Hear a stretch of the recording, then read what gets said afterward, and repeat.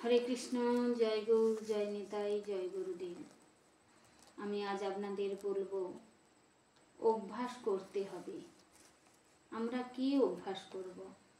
ভগবানের করুণা পেতে হলে ভগবানের ভজনা করা আমাদের অভ্যাস করতে হবে।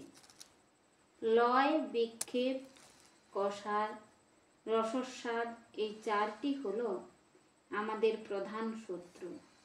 এরাই আমাদের ভগবানের ভজনা করতে বাধা দেয়।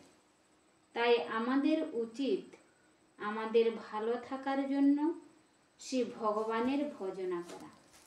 এই ভজনা আমরা অভ্যাস যোগের মধ্যে করব। প্রতিনিয়ত আমাদের অভ্যাস করতে হবে। প্রতিদিন ভোর 4টের সময় উঠে ভূমিদেবীকে প্রণাম করতে হবে। মুখ হাত পা ধুয়ে ভগবানের নাম করতে হবে। দুষ্টু ঘোড়াকে বাগ মানাতে যেমন সহিষ্কে ঘোড়া চালানো অভ্যাস করতে হয়, তেমনি ভগবানকে বশে আনতে হলে সে ভগবানের ভজনা করতে হবে। এটি প্রতিদিন অভ্যাসের মাধ্যমে করতে হবে। মানুষের দেহ ছাড়া তো সব দেহ কেবল ভোগ দেহ। সে ভগবান যে প্রাণের প্রাণ, এ কথা কেবল মানব দেহ ধারণকারীরাই বুঝতে পারেন।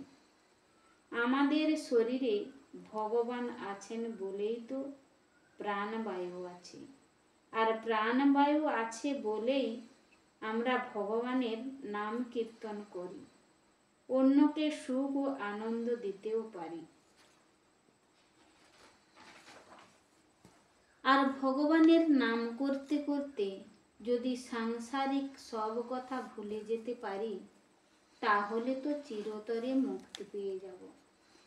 অতএব যার জন্য চলছো, ফিরছো, খাচ্ছ, কষ্ট যদি পেতে হয়, তা সংসারের জন্য না কষ্ট পেয়ে ভগবানের জন্য কষ্ট করো।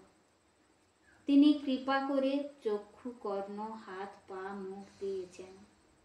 তা দিয়ে ভগবানের রূপ দেখো, ভগবানের নাম শোনো, মুখ দিয়ে তার নাম করো, পা দিয়ে মন্দিরে গিয়ে পূজা করো, হাত দিয়ে ভগবানের জন্য কর্ম অভ্যাস করো, কায় মন বাক্য দিয়ে তাকে নমস্কার করো।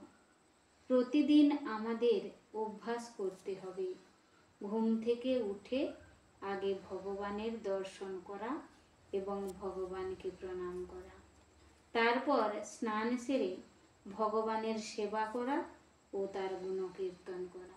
এভাবে অভ্যাস করলে একদিন ঠিক ভগবানকে আমরা পাব। সংসারের চিন্তার বোঝা আর বাড়বে না। নিশ্চিন্ত হয়ে আমরা বাঁচতে পারব। হরে কৃষ্ণ। জয় গৌর, জয় নিতাই, জয় গুরুদেব।